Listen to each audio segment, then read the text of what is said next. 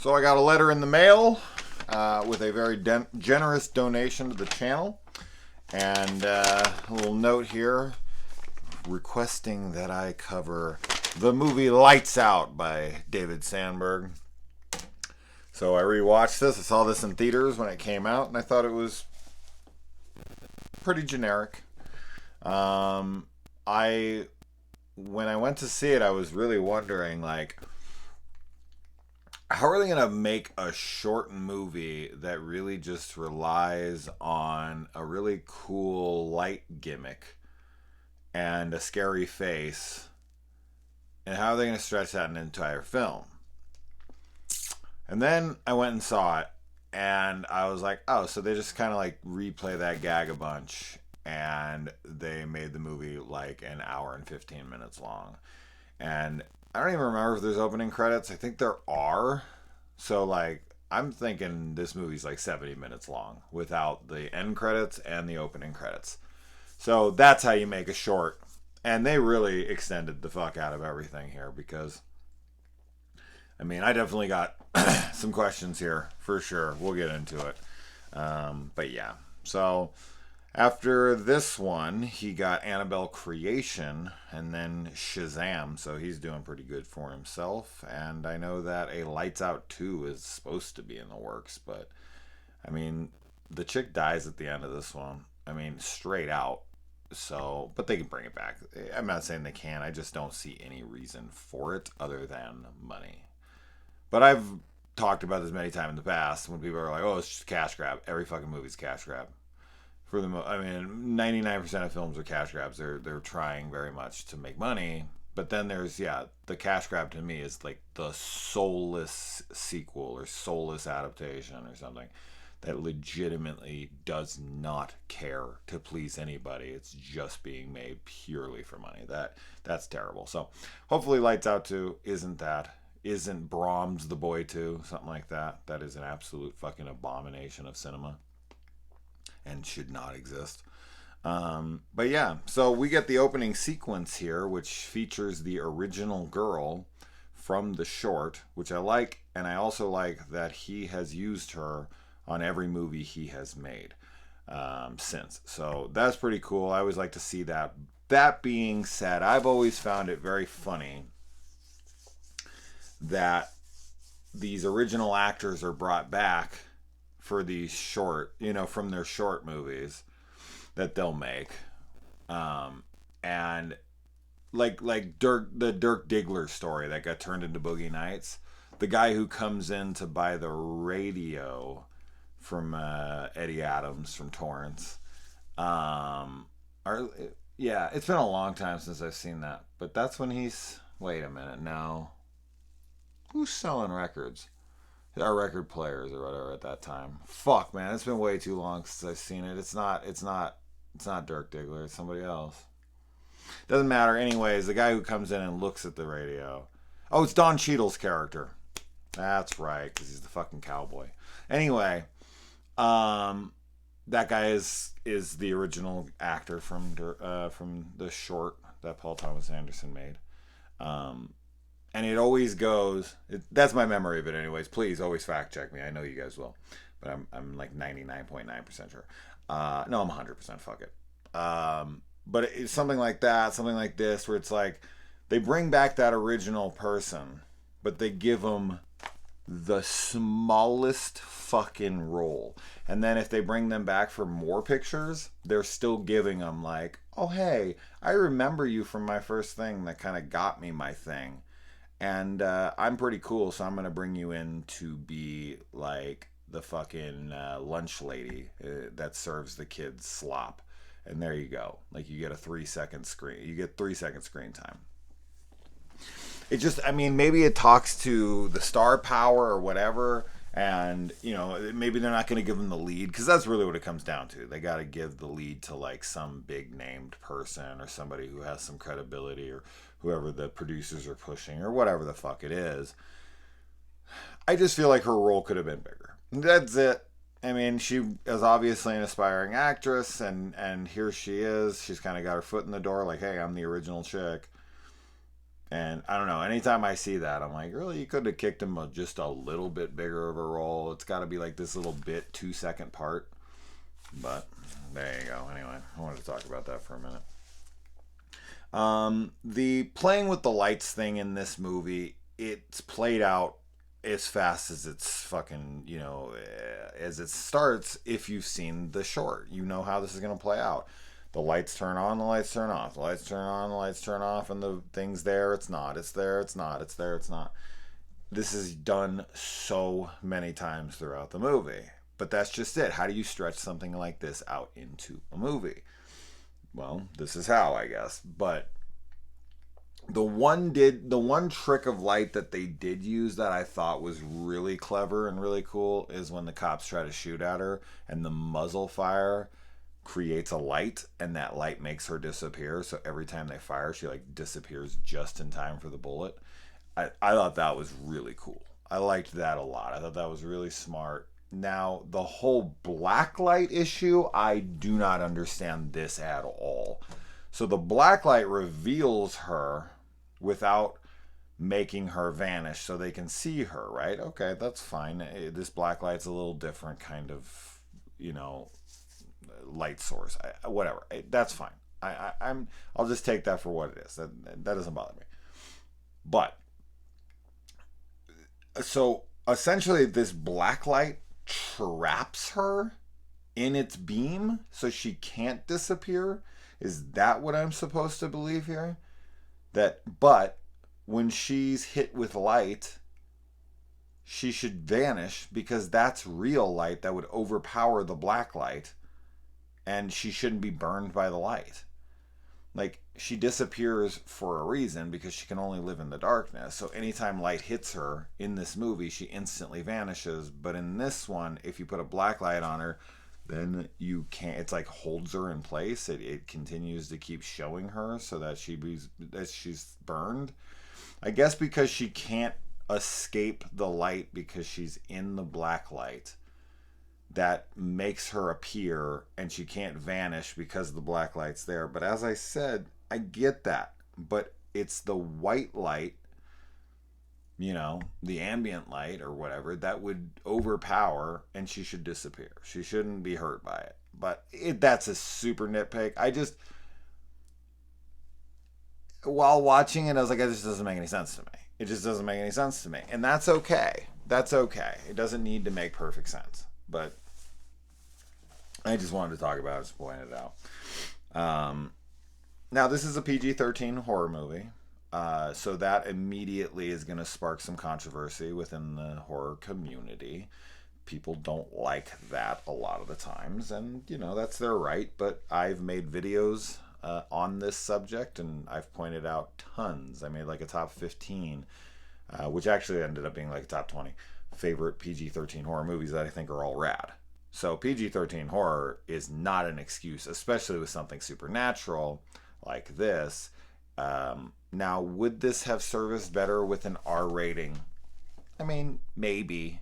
If the monster in this movie, I was actually going to do this for Monster Monday, but I watched it yesterday or 2 days ago, and Monster Monday is still not for like 3 days, and I didn't fucking feel like waiting for it. And I have this like problem where I record like fucking 10 videos in a row, and I have to upload them all in a row instead of like giving myself a break and then just scheduling one per day for like 10 straight days. Like, just kind of like get a bunch of back catalog, then just to do it, and then just kind of like take a break. But I never want to take a break.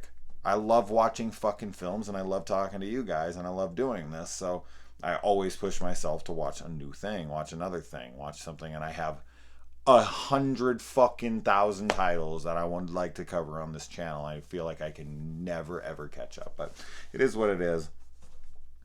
But yeah, R rating, sure, the monster could kill and maim and fucking rip people's heads off and everything. So an R rating always will suffice.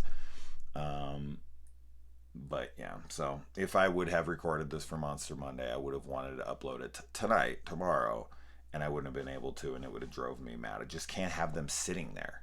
I always see it as like people are going to think that I'm like lazy, or like I want to show everyone that I can do it all in one night or something. I don't know what it is. Some ego bullshit, I'm sure, as most things are with me. And probably most people, but there you go. Anyway, so we have got our main story here with this main girl who looks a lot like Amber Heard to me. Maybe she should replace her in the Aquaman movie, part two, because since she's not going to have much of a career coming up, that's her fucking name, right? The Johnny Depp chick, Amber Heard. Yeah, yeah. She looks a lot like her to me. And she's super hot. And, you know, she's like some edgy rocker chick. And she's dating this dude, kind of, but she's like a committophobe. Welcome to 2020, bro. Welcome to 2020.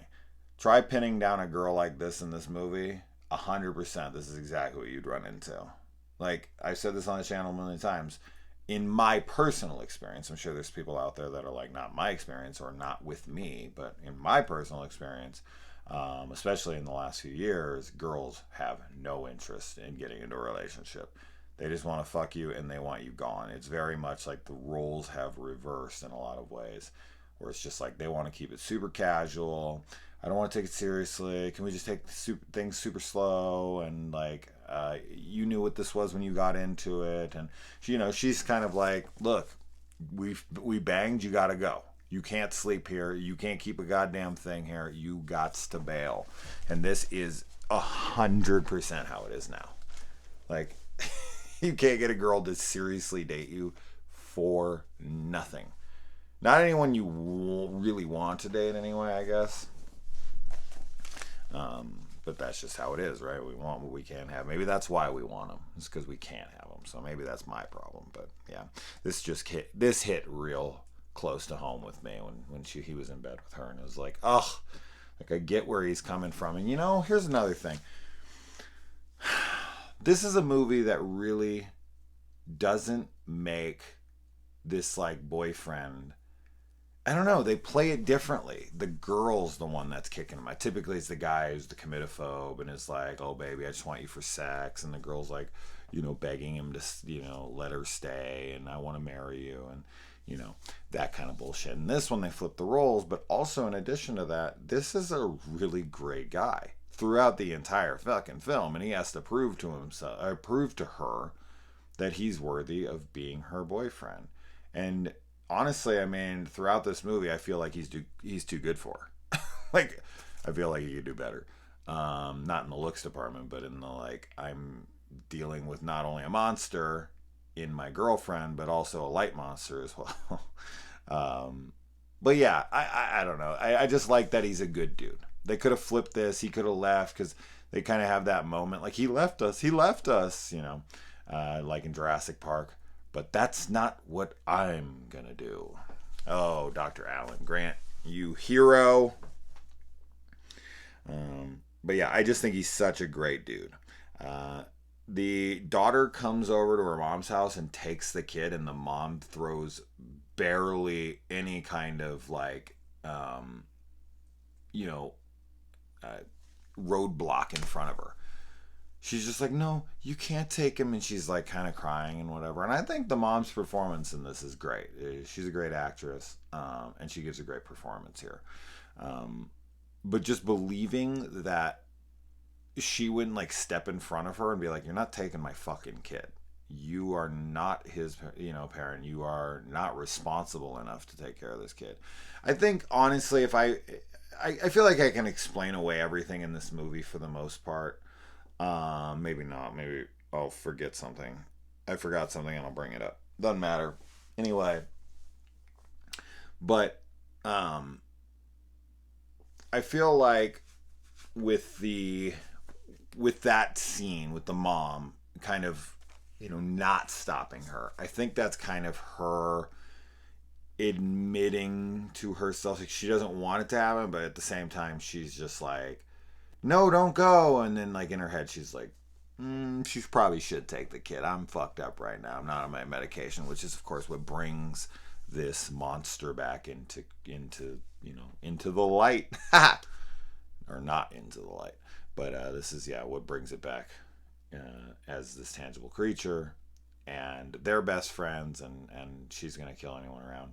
Um, but yeah, I guess I could explain that away. I just don't see a mom letting him take like that, where she's like, "Oh, you can't take it." She'd be standing right in front of that girl and being like, "Listen up, you ain't taking my kid. You try to take a kid from their mom, try that shit. Try it out. Let me know how it goes. You think the monster in this movie's scary? Pooh, you ain't seen nothing." Um, so then CPS does show up for the kid, which I thought was good. Although the whole like CPS worker looking up at her heavy metal posters and being like, "You ain't no fit parent. So you listen to heavy metal and you can't take care of a child? Really? Really?" Because I'm like the raddest dad.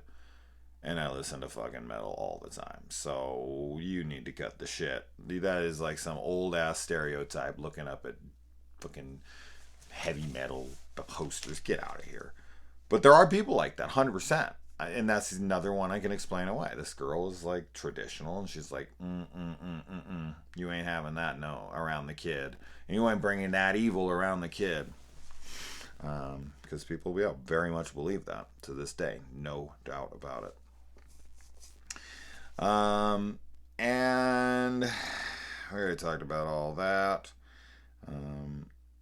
It's basically as like she kind of drugs the girl out of her, and then when she's not doing it, she basically makes her, lunacy tangible. It's like if a crazy person, usually it's like, well, they're harmless. They're just, they're really kind of just harming themselves with their insanity. In this case, her insanity comes with a price to everyone, physically that's around, because this thing manifests itself into reality. So I thought that was pretty interesting.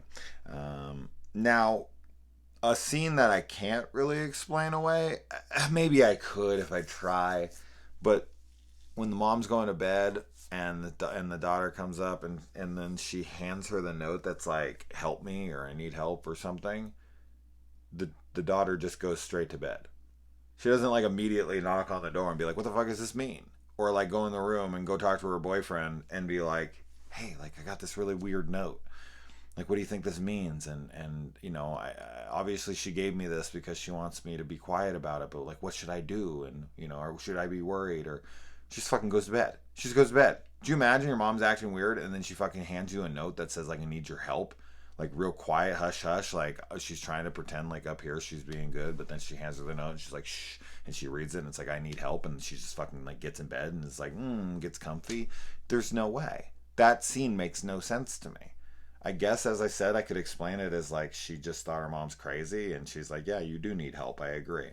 I'll take you to the fucking psychiatric ward in the morning." I don't know, but like if someone gave you that note who you felt was like mentally ill and you were about to like just let them walk into the room by themselves, 100% bullshit. No way. She goes to bed, bro. That's no. No, no, no. And I like that the kid's carrying around a candle. Have you ever like had a candle and you just move it slightly this way or slightly that way and the air from it blows it out and you can't keep the fucking thing light? That's why you always have to put your hand in front of it and walk it real slow. This kid has a candle he's using around and he's on the ground and the thing pulls him backwards and his candle never goes out. Bullshit. Might be the most unbelievable thing I've seen in this movie. I know that's nitpicky shit, but I can't help but point it out. I just laughed when I saw it. I was like, really? That's like the Zippo lighter that it always stays lit as they throw it like down a fucking ravine and it lands on the water or whatever and it like burns. Get the fuck out of here. There's no way. Take a Zippo, please. I've asked people to do this before. Take your Zippo, light it, and then throw it and see if it stays lit. I can guarantee you it does not stay lit. Like 99.9%. I'm not 100% on anything tonight, I guess. But I just don't see how that'd be possible.